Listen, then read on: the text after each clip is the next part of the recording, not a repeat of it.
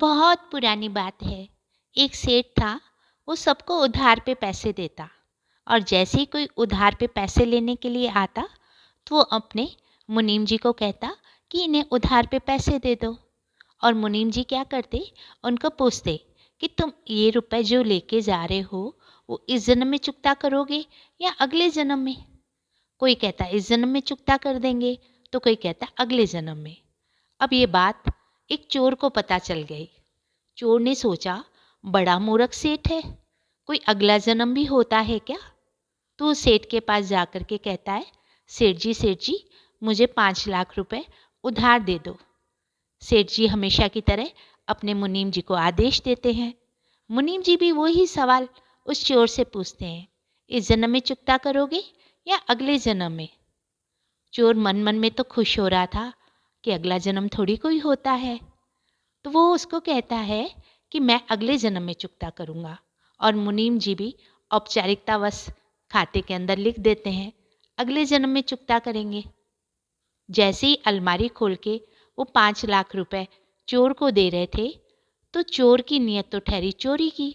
उसको लगा, इस अलमारी में तो इतने सारे नोटों के बंडल हैं, ये मेरे 5 लाख रुपए तो थोड़े दिनों में ही खर्च हो जाएंगे। क्यों ना पूरी की पूरी अलमारी को मैं चोरी करके ले जाऊं, तो मेरी 7 पीढ़ियां बैठ करके आराम से खाएंगी। तो सेठ जी के घर के पास में एक भैंसे का बाड़ा था। वहाँ पर जाकर के छुप जाता है और इंतज़ार करता है रात होने का।